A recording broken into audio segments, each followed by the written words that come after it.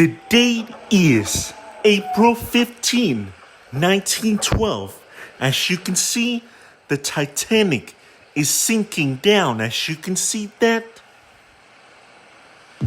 Titanic's bridge front is dangerously close to the lapping waves. In the Marconi wireless room on the boat deck, Harold Bride and Jack Phillips, the two young wireless operators, are desperately firing off distress calls in an attempt to organise a rescue. They know that Carpathia, the nearest ship, is still hours away, and although they can't see outside from their office, they can tell the end must be near, because they can hear people rushing about outside on deck, and, perhaps more ominously, the ship's power is beginning to dwindle, and with it, so too is their wireless system's range. While Phillips taps out his urgent calls for help, Bride fiddles with the machinery to try to get the maximum power possible.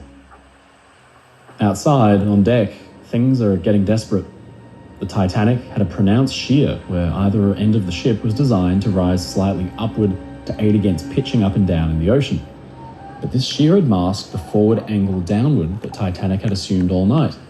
By now, that angle had reached about 8 or 9 degrees, and it was greater than the shear, and passengers could at last tell that their ship was going down by the head.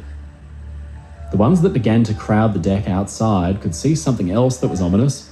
The lifeboats were all gone.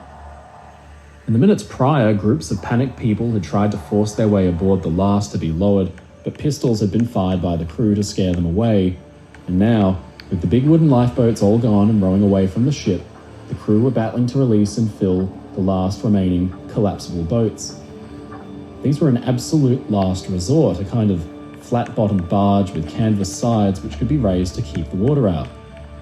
They were smaller than the main lifeboats, with an occupancy count of just 47, with around 1,500 people still left on board. There were now just spots left for 94 of them. But there was a problem. The boats are kept high up on the roof of the officers' quarters above the boat deck, where the davits, which are the lifeboat cranes, were located to actually launch the boats over the ship's side. First Officer William Murdoch has been in charge of lowering and filling lifeboats on Titanic's starboard or right-hand side, while Second Officer Charles Lightoller has commanded the port side operations. Now, both lead teams of men to manhandle those collapsible boats from off of the roof down onto the boat deck, where they can be filled and lowered away. There was a whole system for this. The collapsibles were meant to be attached with guy wires to the first funnel's support cables or stays, and the tackle could be used to then gradually lower the heavy boats down with simple pulleys. But there was a simple unforeseen problem with this neat arrangement. The tackle was stored forward in the bow section, which by now was already over 100 feet below the ocean's surface. The men struggled with the boats and maneuvered them by hand while crowds of people jostled and watched on helplessly. At the stern, dozens of people have gathered, instinctually attempting to get as far away from the water as possible, but it's a hopeless affair because sooner or later, the stern will be consumed as well. They are gathered in groups, with one passenger describing them as looking like clumps of bees. Many of them are third-class passengers. They had gathered earlier in the aft well deck near the general and smoking rooms to await instruction that simply never came. Now, with no boats left and the ship's bow slipping below, they gather at the stern and wait for the end. In the third-class general room, a woman nervously plays piano for her young daughter on her lap, and above her head, on the poop deck, two priests, Father Thomas Biles and Father Joseph Perushitz, are giving absolution, hearing confession and reciting the rosary to over 100 passengers who crowd around them. Get up to $280 and say...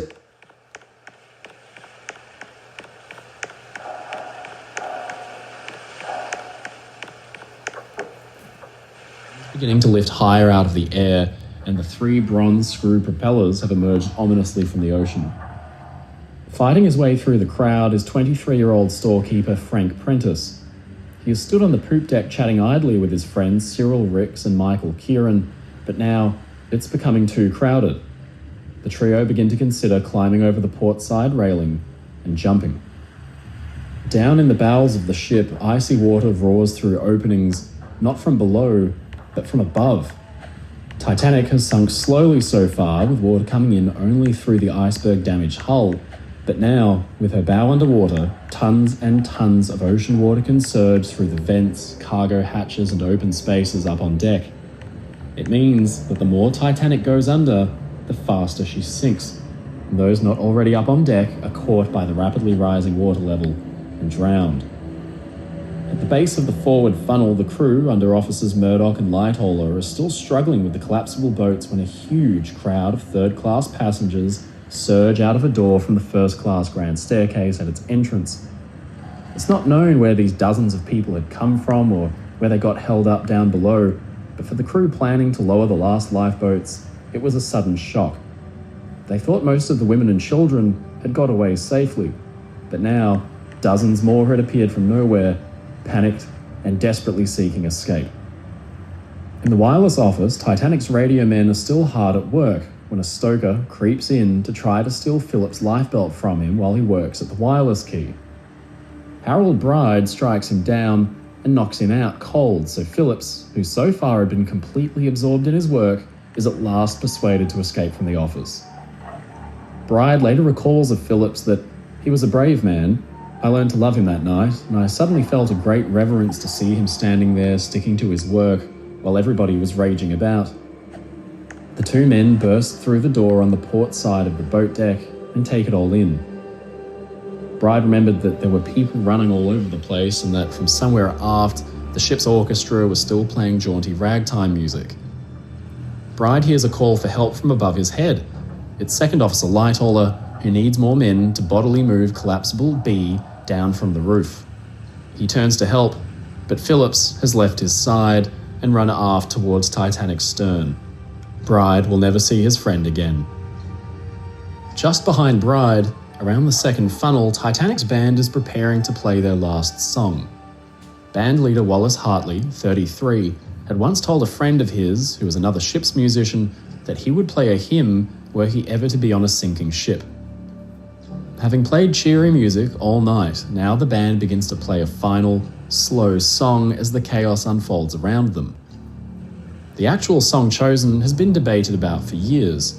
Harold Bride, about 100 feet away and busy helping free the collapsible boats, swears later in life that he heard the Song de Automne, while others heard the hymn Nearer My God to Thee.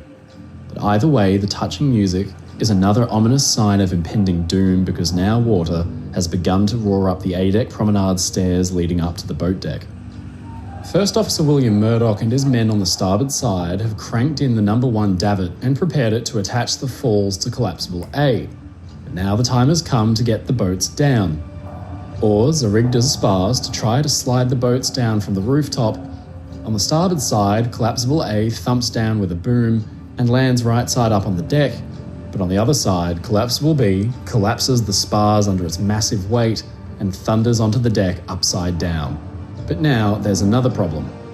Titanic has taken on an enormous list to port, so now the area of the bridge and the boat deck around Collapsible B is already beginning to dip underwater. White foam begins to swirl around the recently freed boat, and there's no time to flip it over and attach it for lowering because the ocean has already risen to meet it. The crowd of refugees from below turns to flee in terror and panic, heading for the fake safety of the stern, which is lifting higher into the air with every second. Collapsible B simply floats off the deck upside down as the ship begins to disappear beneath it. And trapped underneath the boat somehow is wireless operator Harold Bride.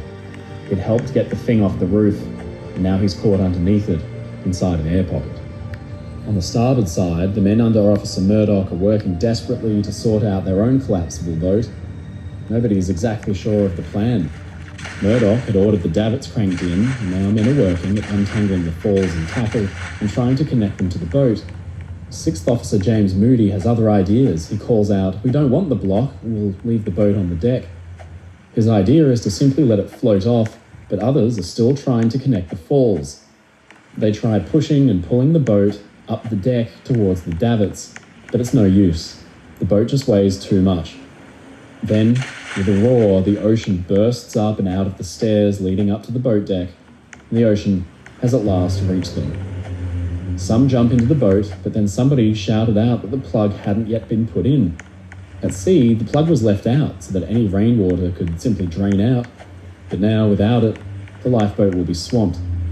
Fireman John Thompson, with injuries from a steam scalding earlier in the night, struggles desperately to get the plug back in. He feels the boat begin to be lifted by the surging, foaming water from underneath him. The dozens of passengers who've come up from below have panicked and tried to flee aft, but they've encountered an unexpected barrier. Titanic's boat deck was a huge, open space, but it was segregated. The forward half was for the use of first-class passengers, while the after half was shared by second-class passengers and the ship's engineers. All these sections were separated by low railings with gates, and now the crowd of terrified passengers, some 100 or 200 in total, run up against the railings and get stuck. A crush develops, and there is no getting through. All of me.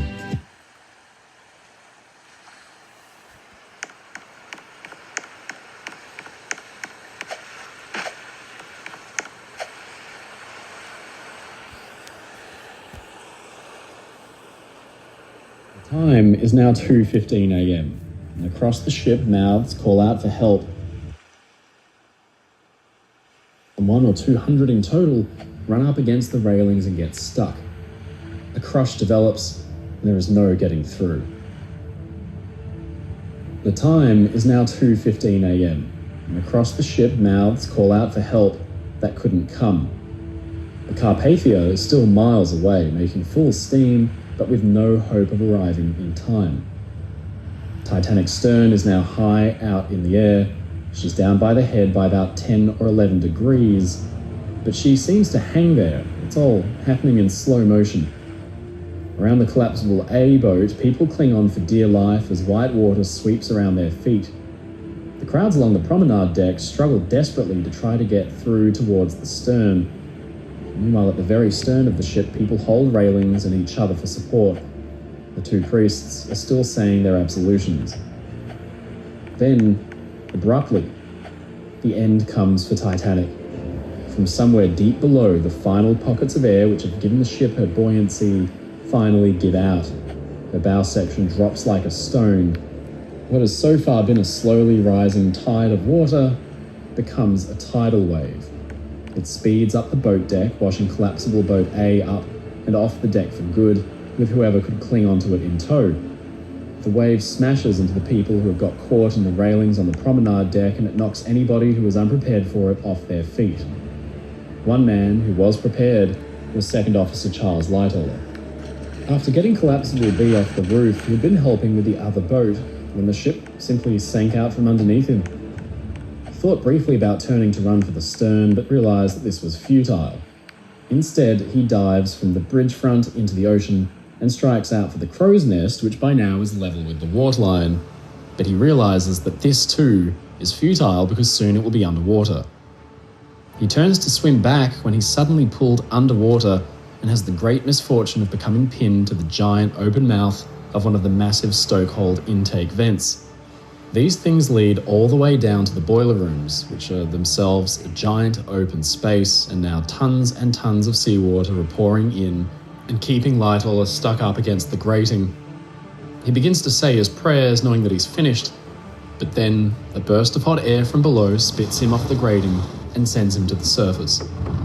Gasping, he emerges and begins to swim away from the suction. At the very stern, Frank Prentice and his mates have climbed over the portside railing as the crowds on deck jostle. The ship's angle is increasing all the time. Titanic is now about 13 or 14 degrees down by the head. It means that the poop deck, which once stood 4 or 5 stories out of the water, is now up at least 10 stories high. As Titanic rears higher and higher out of the water, everything movable inside her begins to crash down. Furniture, plates, decor. It creates a symphony of destruction as everything shatters and breaks. The promenade deck's ornate windows have met the water now. They too begin to shatter inwards because of the pressure difference. Frank Prentice and his friends realise that the time has come. If they hold off from jumping any longer, then the fall will kill them. Frank is holding onto one of the notice boards which once warned other smaller vessels to stay away from the Titanic's propellers. He lets go and falls straight past those same propellers which now sit high in the air. He is extremely lucky. because even though he's wearing a life jacket, he hits the water and survives. Many who tried this were killed instantly when their life jackets smashed back into their heads on impact, breaking their necks. Frank's friend Cyril Ricks hit debris on the way down and was killed. Prentice now finds himself surrounded by bodies and debris, with the massive ship's stern looming dangerously over him. He begins to swim away. On the boat deck, people are struggling to still rush afterwards for safety, while around the base of the forward funnel they swarm, caught off guard by the sudden plunge. They're swimming for nowhere in particular. Charles Lightoller was among them. He had survived being pinned to the vent intake and then emerged at the surface. Now he swims back for collapsible B and holds on.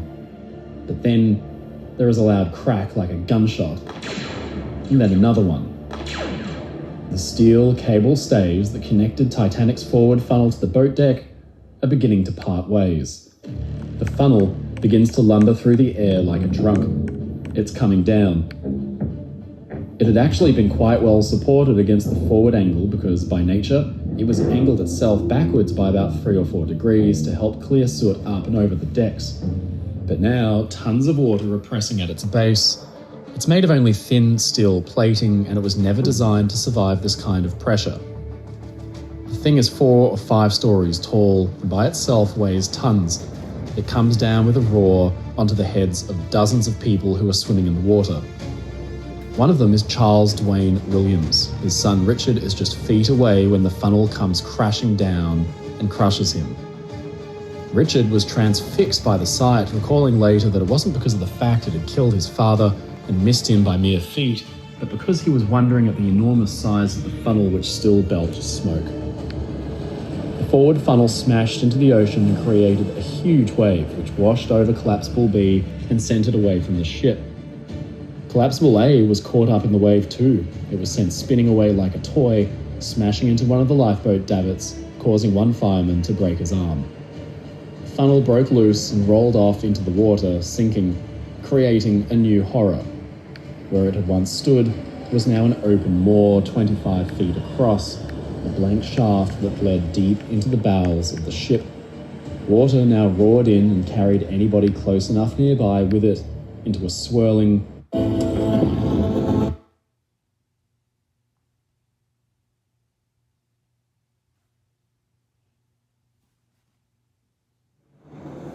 Then it's funnel number 2's turn. With a whoosh and a brilliant explosion of sparks from below, it smashes down into the water. The time is 2:17 a.m. and Titanic is dying.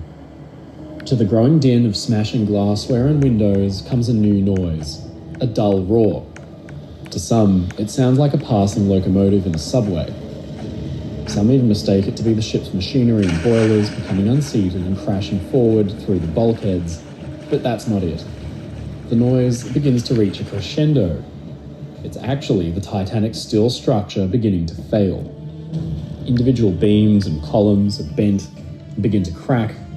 Hull plating is tearing, rivets are popping, wood paneling is shattering. Under the strain, steam lines and pipes crack and burst. The lights, which have stayed on so far all night, are powered by steam dynamos. Without their supply of steam, they begin to wind down, and the lights snap off. Then, it happens. Titanic's weakened structure fails. The entire hull comes apart down to the waterline. With a sound like rolling thunder, her back is broken. So as you can see, the Titanic has just broken apart. The stern comes down into the water again, although more gently than you might expect. Some don't even ever see the ship break in two, although many do. Their testimony at future inquiries will eventually be ignored. The pride of British shipbuilding could not simply break in two, but it just did. Only hours earlier, the ship's chief designer, Thomas Andrews, had told passengers that Titanic could be broken into sections and then those individual sections could remain afloat. But now his theory is about to be put to the test in the most horrifying way possible. His ship is rent apart. Funnel number 3 is caught off balance and tumbles off the ship, but funnel number 4 gets caught on the boat deck and stays in place after it collapses. Titanic's stern comes down almost level with the water again, and many think that it's returned to normal trim and will stay afloat. It stays there for a few long seconds, but then begins to rear up again. As you can see, the Titanic stern section seemed to settle back for a moment, creating a false hope that the ship would stay afloat. But however, this is a cruel illusion. The Titanic stern sinks once again. And once again, after the Titanic split apart, some passengers, they thought a false hope that this ship will stay afloat. But again, it is a cruel illusion. As the water floods the stern section begin to sink as well. The break isn't a clean one. Sections of the lower hull remain intact. Plating, steel stringers and frames, the keel and the double bottom. Titanic's skeleton is strong, and it hasn't yet completely failed. But where the stern isn't flooded yet and full of air, the bow is now hundreds of thousands of tons of waterlogged dead weight. It is dropping for the sea floor like a stone and pulling the stern down with it. Holding on for dear life as the gargantuan stern section begins to whirl through the air is Chief Baker Charles Jochen. He clings to the starboard railing as the stern section is pulled down further and further and the angle increases in severity. So as you can see, the stern section is now rising into the air. Those in the lifeboats and the drifting collapsibles watch in shock as the stern rises up, twisting in a kind of semicircle. The stern is still full of air. It should take a long time to sink, but now it's being pulled down into the ocean as if a giant hand was grabbing it from below. Maybe the bow section remained attached, or maybe it was the enormous weight of her engines and machinery which still remained bolted in place. But either way, the stern now succumbs to the sea and gradually, calmly, begins to slip under. For those in the lifeboats, it looked elegant. 21-year-old steward Cecil Fitzpatrick later recalls that it was as neat and as clean a dive as was ever made by a fish. But inside the ship, the final plunge is anything but gentle. Tons of seawater surge unimpeded throughout. Wooden bulkheads and cabin partitions are demolished by a tsunami of ocean water. Boiling white water consumes the ship's poop deck, and Baker Charles Jochen lets go as it swirls around his waist.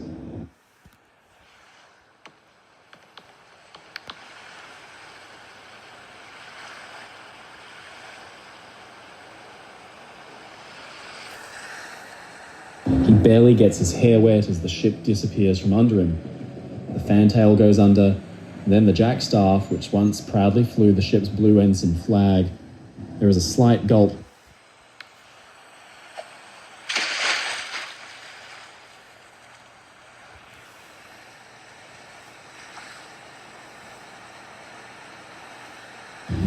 The time is about 2:20 a.m. and Titanic.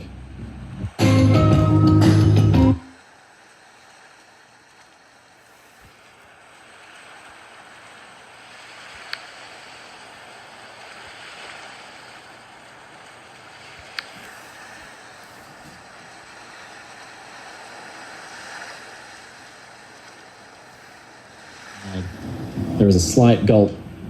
The time is about 2:20 a.m. and Titanic is gone.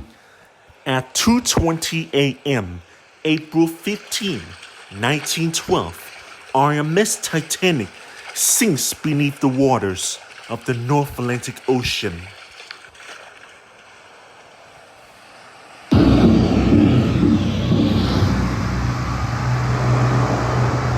Left behind are hundreds of people who struggle in the water and call for help. From below, there comes the sound of loud booms as the stern section, which is still not completely full of air, begins to implode.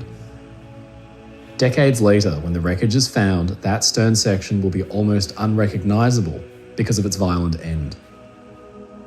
The conditions in the water in the immediate aftermath of Titanic's sinking are later described by Charles Lightoller as being an utter nightmare of both sight and sound.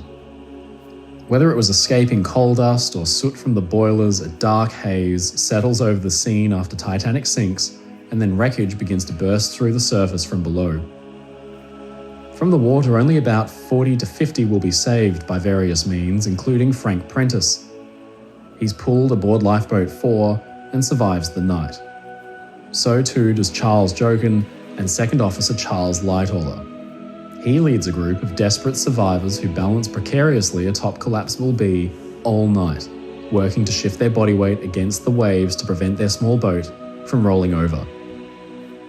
Wireless operator Harold Bride eventually emerges from beneath the boat and clambers aboard. He's frozen nearly solid, but he's safe. All around, hundreds of desperate passengers call out for help, but help is too far away. Carpathia is still hours from Titanic's last known position. The screams will go unheeded into the night. Alright guys, and that is it for this video today. Hope you guys enjoyed this one. Make sure to hit the like, subscribe button. See my future video. See you guys next time. Bye bye.